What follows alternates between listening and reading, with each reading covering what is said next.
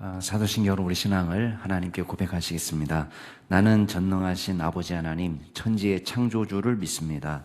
나는 그의 유일하신 아들, 우리 주 예수 그리스도를 믿습니다. 그는 성령으로 잉태되어 동정녀 마리아에게서 나시고 본디오 빌라도에게 고난을 받아 십자가에 못 박혀 죽으시고 장사된 지 사흘 만에 죽은 자 가운데서 다시 살아나셨으며 하늘에 오르시어 전능하신 아버지 하나님 우편에 앉아 계시다가 거기로부터 살아있는 자와 죽은 자를 심판하러 오십니다. 나는 성령을 믿으며 거룩한 공교회와 성도의 교제와 죄를 용서받는 것과 몸의 부활과 영생을 믿습니다. 아멘. 우리 찬송가 36장으로 하나님 찬양하시겠습니다. 찬송가 36장입니다.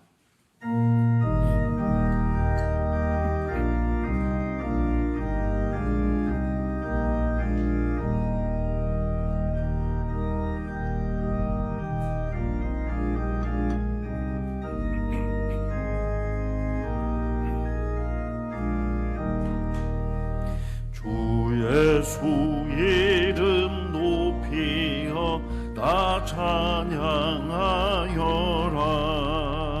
금멸유관을 들여서 만효예조 찬양. 금멸유관을 들여서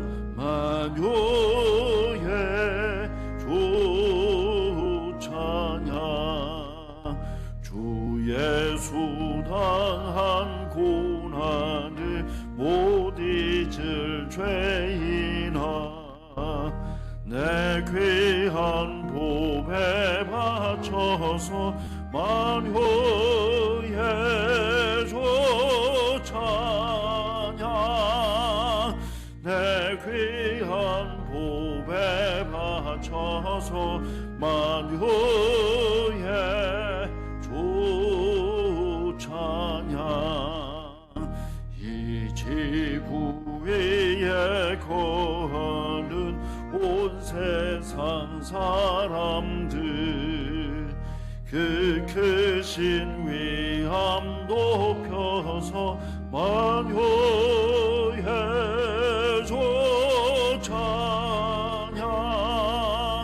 그 크신 위암 높여서 만효예조 찬양. 주 믿는 성도 다 함께 주 앞에 엎드려 무궁한 노래 불러서 만효예조 찬양. 무궁한 노래 불러서 만효예조 찬양. 아멘. 오늘 하나님께서 저희에게 주시는 말씀은 마가복음 11장 1절에서 11절 말씀까지입니다. 마가복음 11장 1절에서 11절 말씀까지 제가 한 절, 여러분이 한 절 교독하겠습니다. 마가복음 11장 1절부터 제가 먼저 읽겠습니다. 그들이 예루살렘에 가까이 와서 감람산 벳바게와 베다니에 이르렀을 때에 예수께서 제자 중 둘을 보내시며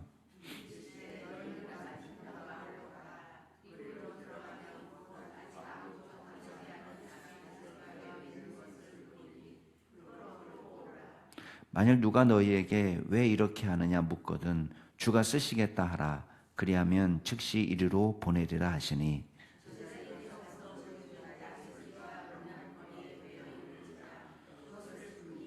거기 서 있는 사람 중 어떤 이들이 이르되 나귀 새끼를 풀어 무엇 하려느냐 하매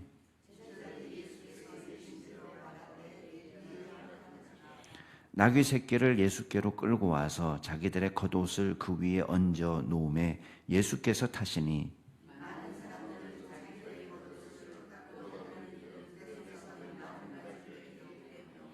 앞에서 가고 뒤에서 따르는 자들이 소리 지르되 호산나 찬송하리로다 주의 이름으로 오시는 이여.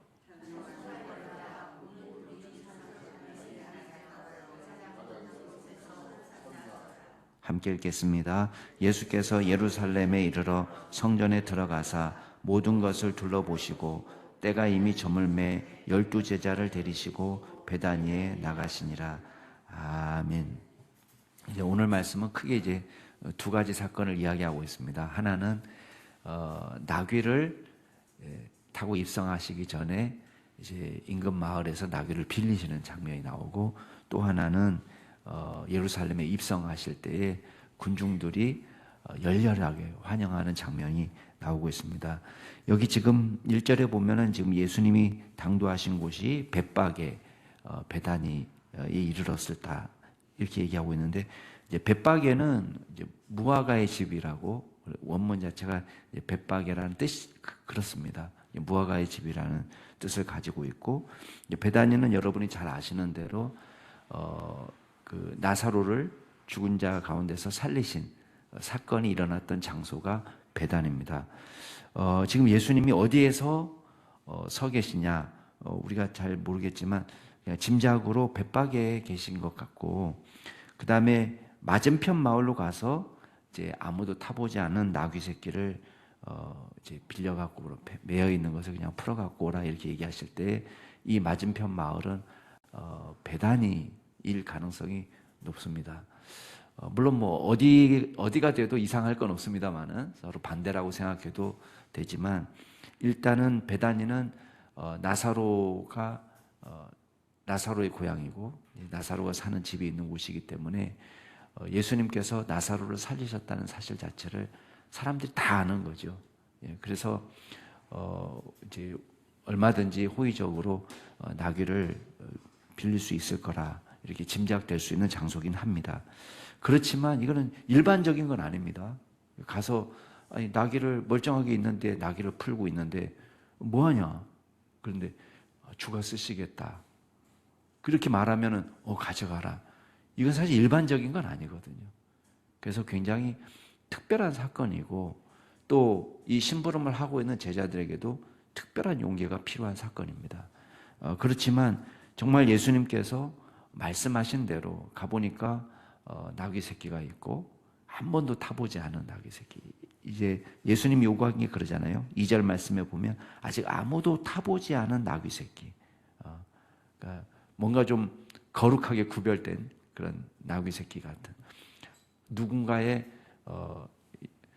손길이 닿지 않았던, 한 번도 타보지 않은 나귀 새끼를 끌고 와라 이렇게 얘기하는데, 마침 가보니까 나귀 새끼가 문 앞 거리에 매여 있거든요.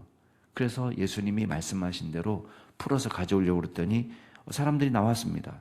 근데 5절 말씀에서도 여러 사람이라는 걸 알 수 있는데, 어떤 이들이 이르되 이렇게 돼 있고, 누가복음에도 보면은 이 나귀 새끼 주인이 한 사람이 아니라 여러 사람이라는 걸 보게 됩니다.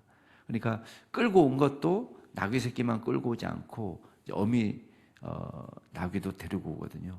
아마도 타는 것은 새끼 나귀를 탔겠지만은, 또 어미가 옆에 있는 것이 새끼 나귀한테는 심리적으로 안정을 줄 수 있어서 그러지 않았나, 뭐 그건 짐작일 뿐입니다. 근데 어쨌든 간에 나귀를 데리고 오는데, 주인이 여러 사람이에요. 한 사람이면 설득하기 쉬우지만 여러 사람이면 설득이 더 어려운 법입니다. 자, 그럼에도 불구하고 정말 예수님이 말씀하신 대로 신기하게 주가 쓰시겠다 그 말에 그냥 허락하고 있어요. 자, 7절 말씀에 나귀를 데리고 왔더니 사람들이 겉옷을 그 위에 얹어놓고 예수님이 타시기 좋도록 꾸며놓습니다. 그리고 예수님이 나귀를 타고 입성하시는데, 8절에 보면 많은 사람들이 거기에 겉옷을 깔기도 하고, 예수님이 가시는 길에 나뭇가지를 펴기도 하고, 요한복음의 기록으로 하면은 종려나무 가지를 펴서 정말 앞에서 가고 뒤에서 밀고 이렇게 하면서 소리를 지르는 장면이 나오는데 호산나, 호산나는 무슨 뜻이죠? 호산나, 지금 우리를 구원하소서라는 뜻입니다. 그러니까 지금 우리를 구원하소서, 호산나, 찬송하리로다, 주의 이름으로 오시는 이여. 누가 보면은 주의 이름으로 오시는 왕이여 이렇게 돼 있어요. 지금 왕의 입성처럼 무리들이 환호하고 있습니다. 찬송하리로다, 오늘 우리 조상 다윗의 나라여. 자, 다윗의 이름으로 오신다, 다윗의 나라다. 이게 다 뭐를 의미하고 있냐면은 메시아라는 것을 의미하고 있습니다. 물론 메시아에 대한 기대가 무리들이 가는 기대랑 실제 예수님이 이 땅에 오신 목적이랑은 조금 다릅니다만은, 많이 다르지만 어쨌든 이 사람들은 지금 예수님을 메시아로 환호하고 있습니다. 유월절 명절이나 뭐 다른 명절이나 보통 이 예루살렘에 모여 있는 사람들 숫자를 약 250만 명 정도로 봅니다. 그러니까 전국에 흩어져 있던 유대인 성인 남성, 특별히 의무적으로 성인, 물론 남자만 올라온 건 아니지만 의무적으로 이제 3대 명절에 의무적으로 예루살렘을 순례하도록 되어 있기 때문에 이 사람들이 또 오면서 또 가족들도 같이 오고 그러면서 약 250만 명 정도가 예루살렘에 모인다고 합니다. 그러니까 그 중에 몇 명인지는 모르지만 어마어마한 군중들이 지금 예수님을 환호하고 찬양하고 이렇게 있는 거예요. 자, 11절에 보면 예수님께서 예루살렘에 이르러서 성전에 들어가셔서 모든 것을 둘러보시는 것으로 지금 마무리하고 있습니다. 이제 다른 복음서에 보면은 막 예루살렘 성이 놀라고 이게 어떻게 된 일이냐 막 깜짝 놀라는 장면이 나오지만 여기서는 그냥 예수님이 성전에 들어가셔서 본격적인 사역에 앞서서 성전을 둘러보시고만 나오는 그런 이야기로 마무리하고 있습니다. 예수님 무슨 생각을 했을까요? 성전을 보시면서. 내일부터 이제 예루살렘에서 사역이 본격적으로 등장하는데 예수님께서 예루살렘에서 보신 모습은 별로 긍정적인 모습은 아니었습니다. 이제 내일부터 이제 예수님께서 예루살렘에서 하신 말씀에 대해서 우리가 나눠보려고 합니다. 자, 오늘 말씀을 통해서 우리가 몇 가지만 생각해 보겠습니다. 첫 번째는 순종하는 제자, 순종하는 제자예요. 나귀를 가지러 가는 사람도 용기가 필요한 것입니다. 예수님이 보내니까 가지만은 야, 이거 가능하냐? 어떻게 일이 가능할까? 어디서 나귀를 얻을까? 근심과 걱정이 많았을 거예요. 그냥 믿음으로 그래 예수님이 하시니까 다 될 거야. 물론 그렇게도 갈 수 있지만 상식적으로 이게 일반적으로 쉬운 일은 아닙니다. 그렇지만 예수님께서 두 제자를 보내실 때에 이 말씀에 순종해서 나아가고 있습니다. 자, 또 주가 쓰시겠다 이 말을 듣고 나귀를 순순히 내어주는 사람도 보통 사람들은 아닙니다.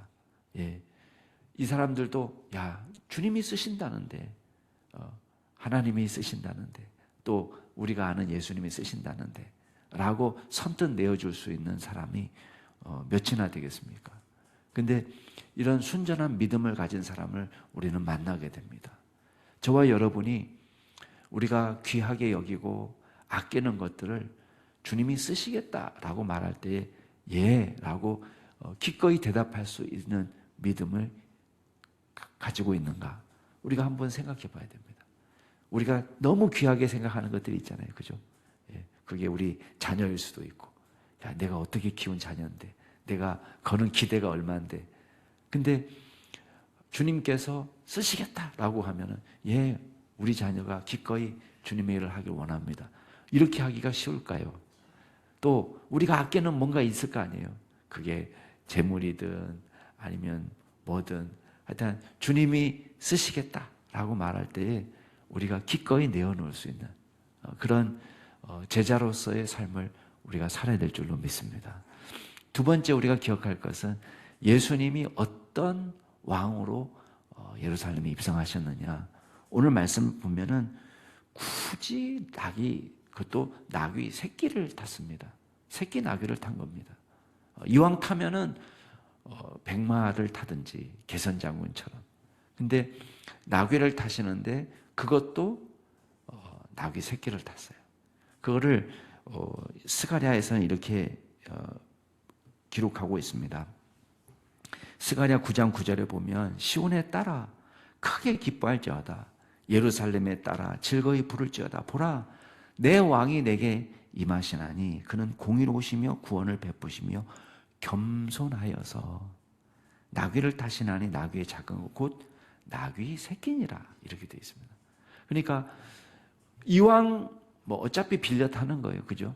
나귀 새끼도 예수님께 아닙니다. 이왕 빌려 타는 거 좀 폼나게 흰 말, 그런 멋진 말을 타가지고 입성하는 것이 멋져 보이잖아요, 개선장군처럼. 그렇지만 예수님은 일부러 나귀 새끼를 타신 거예요. 자, 다리가 아파서 타신 것이 아닙니다. 주님께서 하나님의 말씀이 성취되도록 구약에 예언된 메시아가 온다는 것을 백성들이 알도록 이 나귀 새끼를 탔는데, 이 나귀 새끼를 타고 들어갈 때는 예수님의 자기 계십니다. 자기가 어떤 분인지를 보여주고 싶은 거예요. 백성들 앞에서 어떤 분으로 보여주고 싶으냐. 개선장군처럼 용감한 용사로 묘사하고 싶으면 아마 흰말을 탔겠죠.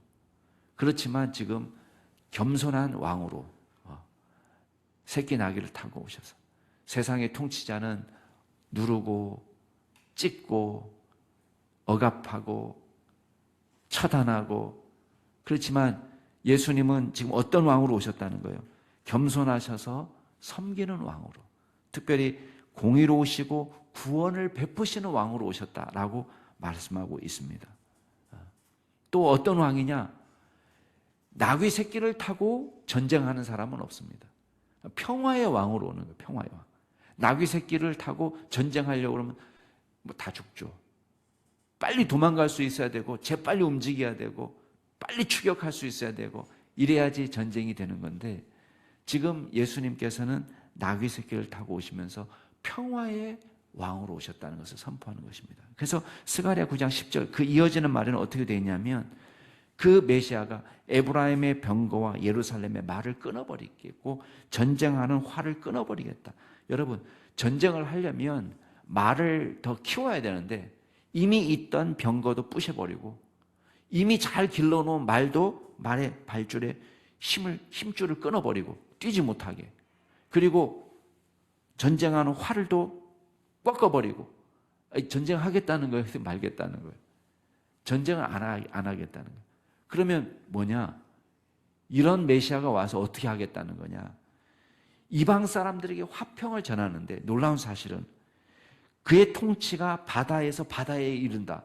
아니, 메시아가 와서 이방 사람들까지도 평화를 선포하는데 이방 사람들이 대적하고 잘됐다, 활도 없고 말도 없고 병거도 뿌개졌으니까 저 나라 쳐들어가면 이기겠다 하는 것이 아니고, 오히려 그 사랑에 감동이 되어서 이 지경이 점점 넓어지는데 바다에서 이 바다에서 저 바다까지, 지중해만 머물러 있는 것이 아니라 대서양을 넘어서 태평양까지 복음이 전파되는, 유프라테스 강에서 시작된 그 복음의 역사가 땅 끝까지 전파되는 그런 역사가 나타나게 되겠다고 말씀하는 것입니다. 이게 이 땅에 오신 메시아예요.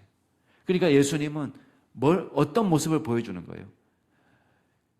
그냥 힘으로 다 싹 쓸어버려서 내 백성을 삼는 것이 아니라 사랑으로, 공의로, 구원으로 우리의 마음을 녹여서 우리를 당신의 백성으로 삼으셔서, 그리고 하나님의 나라를 바다에서 바다까지, 유프라테스에서 땅끝까지 이르는 놀라운 복음의 역사를 이루겠다 약속하시는 거예요. 이게 예수님이 우리 가운데 평화의 주, 의의 주, 겸손하신 주로, 의와 구원의 왕으로, 평강의 왕으로 오신 모습을 보여주시는 것입니다. 저와 여러분이 예수 그리스도의 사랑에 우리가 믿음으로 반응하고 온전한 제자로 주님 저를 사용해 주시옵소서. 내어 맡기는 놀라운 은혜의 역사가 나타나길 주의 이름으로 축복합니다. 같이 기도하겠습니다. 이 시간 기도하실 때에 오늘 말씀을 생각하시면서 겸손과 평화의 왕으로 오신 예수님처럼 저희들도 겸손히 섬기는 복음의 증인이 될 수 있도록 도와주시옵소서. 기도하시고, 두 번째는 우리 북한 땅을 생각하시면서 기도하실 때에 참된 복음화가 이루어지는 땅, 또 민주화가 이루어지는 땅, 사람다운 세상이, 사람 사는 세상이 이루어지는 온전한 땅으로 회복될 수 있도록 위해서, 북한 땅을 위해서 기도해 주시고, 마지막으로 우리 교회가 후원하는 여러 국내 선교지들 위해서 기도하실 때에 우리 군경 선교회, 또 아신대 신학연구소, 또 경건신학연구소, 또 금현교회 이대승 목사님, 늘주한교회 박광일 목사님, 또 기타 여러 우리가 후원하는 곳이 있습니다. 하나님께서 은혜를 베풀어 주셔서 정말 저희들이 물질로 가지만 또 하나님께서 그 가운데 놀라운 영적 부흥의 역사를 일으켜 주시도록 위해서 기도하겠습니다. 말씀을 생각하면서 우리 북한 땅을 생각하시면서 저희 교회가 돕는 여러 선교지들을 생각하시면서 함께 통성으로 기도하시겠습니다. 존귀하신 하나님 아버지, 주님께서 이 땅을 칼과 힘으로 군대로 억압하시고 정말 정복하신 것이 아니라 주님의 사랑으로, 겸손히 섬김으로, 주님의 의로, 공의로 통치하심으로, 또한 부족한 저희들을 구원하심으로 우리를 백성 삼아주시고 다스려 주시니 감사를 드립니다. 우리가 이 땅에 살아가는 동안에도 주님처럼 우리가 겸손히 섬기는 종들이 되게 하시고 주님만 바라보며 믿음으로 달려갈 수 있는 믿음의 종들이 될 수 있도록 주여 역사하여 주옵소서.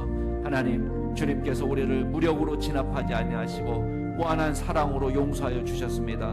우리가 감히 주님 앞에 나아갈 자격이 없는 종들이지만 주님께서 저희들을 용서와 사랑으로 긍휼을 베풀어 주시고 구원의 백성으로, 하나님의 구원받은 자녀로 삼아주신 은혜 감사를 드립니다.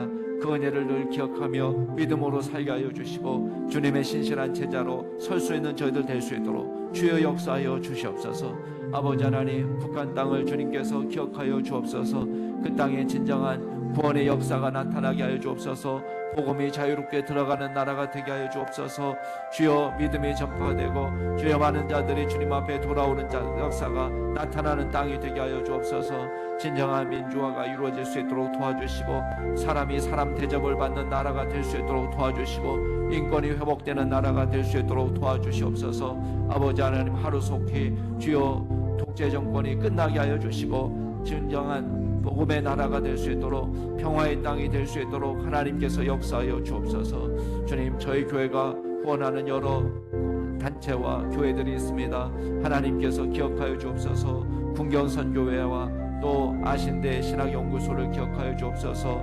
경건신학연구소와 또 로고스 세계선교협회를 기억하여 주옵소서. 하나님, 이대승 목사님 섬기는 또 금연교회와 또 늘주한교회 박광일 목사님 하나님께서 기억하여 주시옵소서. 하나님, 이곳에 하나님의 은혜가 차고 넘치도록 도와주시고 놀라운 영적 부흥의 역사가 나타나게 하여 주옵소서. 주님의 말씀이 온전히 선포되고 또 구원받는 사람들이 날마다 늘어나는 역사가 있게 하여 주옵소서. 바른 신학이 정립될 수 있도록 도와주시고 주여 우리가 하는 여러 가지 일들 속에서 주님의 영의 역사가 나타나는 기적이 일어나게 도와주시옵소서. 우리 모르는 사람을 바꿀 힘이 없습니다. 그러나 주님께서 능력을 더하여 주셔서 각 공동체를 섬기는 목회자들 가운데 깨어있게 하여 주시고 주님의 귀한 일을 잘 감당할 수 있도록 주여 인도하여 주옵소서. 존귀하신 하나님 아버지, 온 세상을 창조하시고 모든 힘으로 모든 권능으로 우리를 제압하실 수 있음에도 불구하고 주님께서 사랑과 평화의 방식으로 이 땅에 오시고 인내와 오래 참음과 긍휼로 우리를 불쌍히 여기셔서 구원하시고 주의 백성 삼아주시니 감사를 드립니다. 그 은혜를 늘 기억하며 살게 하여 주시고 주님의 섬김과 주님의 사랑을 우리도 이 땅에서 본받고 실천할 수 있는 믿음의 종들이 되게 하여 주시옵소서. 하나님께서 온 우주 만물의 주인이시지만 겸손히 나귀를 타고 입성하시는 모습을 우리가 봅니다. 하나님께서 우리에게 겸손한 마음을 허락하여 주셔서 우리가 오만한 자리에 서지 않게 하여 주시고, 또 우리가 자만하지 않게 하여 주시고, 교만하지 않게 하시고, 주님 앞에 겸손히 무릎 꿇고 주의 뜻을 받들어 섬기는 믿음의 종들이 될 수 있도록 도와주옵소서. 감사드리며 모든 말씀 예수 그리스도의 이름으로 기도드리옵나이다. 아멘. 하늘에 계신 우리 아버지, 아버지의 이름을 거룩하게 하시며 아버지의 나라가 오게 하시며 아버지의 뜻이 하늘에서와 같이 땅에서도 이루어지게 하소서. 오늘 우리에게 일용할 양식을 주시고 우리가 우리에게 잘못한 사람을 용서해 준 것 같이 우리 죄를 용서하여 주시고 우리를 시험에 빠지지 않게 하시고 악에서 구하소서. 나라와 권능과 영광이 영원히 아버지의 것입니다. 아멘. 오늘도 주 안에서 복된 하루 되시기 바랍니다.